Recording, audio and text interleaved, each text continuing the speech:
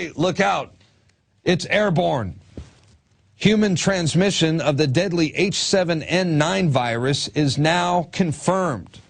In April of this year, researchers studying the H7N9 bird flu virus in China advised global governments to get prepared for the worst case scenario.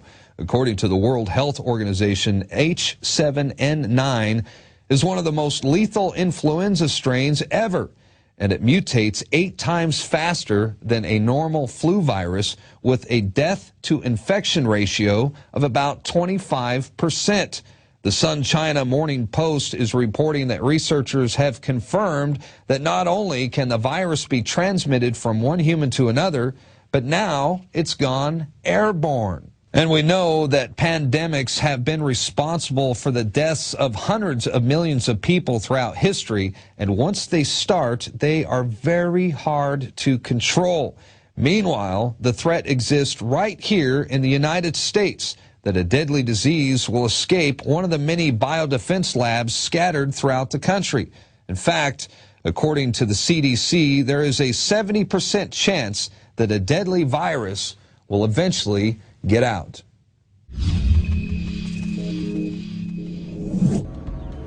Government-funded universities across the Western world are developing massive warehouses full of bioweapons that they say is for biodefense under the BioShield program.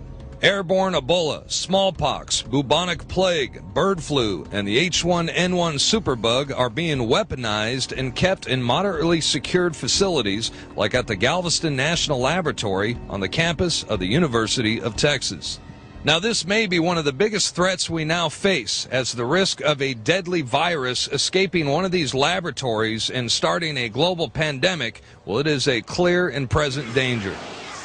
Weaponized airborne Ebola, super weaponized viruses and bacteria that kill over 90%, 9 out of 10 people on your street dead. The National Research Council, which is an arm of the National Academy of Sciences, released a report concerning potential hazardous risk associated with the new multi-million-dollar infectious disease research lab currently under construction in Kansas. It's located only 120 miles west of Kansas City. It's called the National Bio and Agro Defense Facility, and even though it's a level 4 biolab, which is the highest secured rating issued by the CDC, the expert panel found that there is nearly a 70% chance that a disease will escape the laboratory during its planned 50-year operational lifespan. And it went on to say that the U.S. Department of Homeland Security has not adequately gauged the potential risk of a dangerous airborne pathogen escaping the compound. There are what they call bioweapons that are in unsecured, well, moderately secured environments, like in Galveston, Texas, and the CDC even went to one of these facilities in Kansas, and they're not nearly as safe as they would hope. And they even said, the CDC even said the one in Kansas has a 70% chance of some dangerous virus getting released. I mean, what are the bylaws in keeping them safe? I don't think there's anything even designated to making sure that they're safe. It's such it's that gray area of the world that nobody really thinks about, but is. Yes. Like, so you think it's a clear and present danger that we should try to prepare for, something like that? I think everybody should always be prepared for anything. You know, it's like hope for the best, prepare for the worst. That's right. Can you imagine the awakening that's going to happen if they release those bioweapons? After we've warned people so much, God Almighty, I hope the next phases of what we've broken down don't happen. God Almighty, I hope they don't.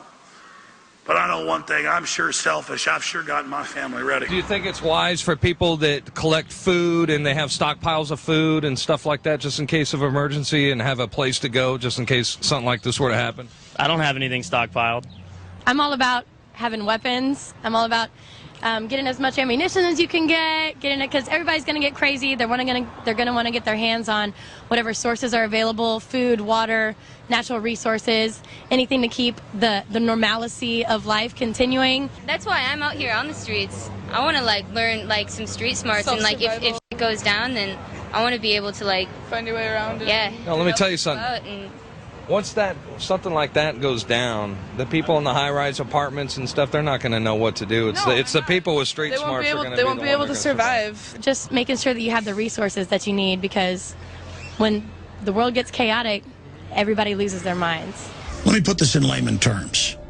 A level 4 bioweapons lab should be 3 floors under the ground, barbed wire fences, minefields, and machine guns, and a system that if the super germs get out, they pull a lever, alarms go off, and the whole place goes up in flames.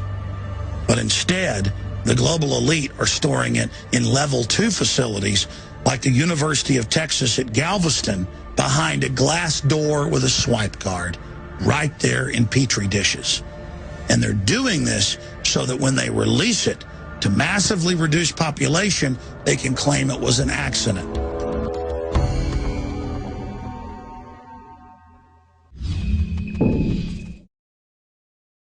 Many anthropologists and archaeologists believe that before man even discovered the power to harness and use fire, we were involved in agrarian activities.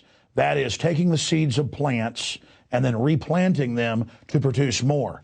The very foundation of our modern civilization and human culture is centered around the planting and cultivation of edible plants, fruits, vegetables, nuts, you name it. And the globalists have been going after gardening. They've been harassing people that have gardens in their front yards or their backyards. They've called for licenses for people to have gardens because you can't trust prisoners in the police state America to be able to grow their own food. That's why I've come to the realization that we need to become self-sufficient. You need to be informed. You need to have the Second Amendment to protect yourself. You need to be politically active to wake up others. You need to filter your water. But you also need to plant a garden. Even if you live in an apartment, you can do this. If you live in the countryside, obviously you can do it on a grand scale. There are so many green belts and areas that humans don't even visit, nearby cities and in suburbs, where people are now more and more planting their own little private gardens and meadows and off the side of the road. Ladies and gentlemen, it is a revolutionary act to unplug from the television, to unplug from the computer and all the globalist propaganda, and to go out in your backyard or your front yard or planters at your apartment or on the roof of the building where you live, and to plant a garden. Here are some of the amazing deals at InfoWars Seed Center at InfoWarsShop.com. The Survival Seed Vault by My Patriot Supply features only the finest survival heirloom seeds for a robust and hardy garden, even in the toughest of times. The ARC All-in-One Seed Kit contains 70 varieties of 50,000 seeds of fruits, vegetables, medicinal, and culinary herbs. All ARC seeds are heirloom. Each type is labeled and sealed separately for ease of use and longevity. The Deluxe Emergency Seed Bank combines 3 of Emergency Seed Bank's top sellers: the Family Survival Emergency Seed Bank, the Medicinal Herb Seeds Pack, and the Culinary Herb Seeds Pack. We also have starter varieties of the deluxe seed packages for fruit, salad, salsa, peppers, and medicinal herbs and more. Go to the InfoWars Seed Center at InfoWarsShop.com. A little seed can grow a huge tree that produces fruit for up to 50 years. We have the best life bombs. That's what these are. We have the best weapons against death out there at the lowest prices, waiting for you to lovingly plant them and lovingly grow them and lovingly eat them and share them with others. We will strike back against the New World Order, and this is only one more initiative in our fight against them. So please join us at InfoWarsShop.com, or you can link through at Infowars.com at the InfoWars Seed Center.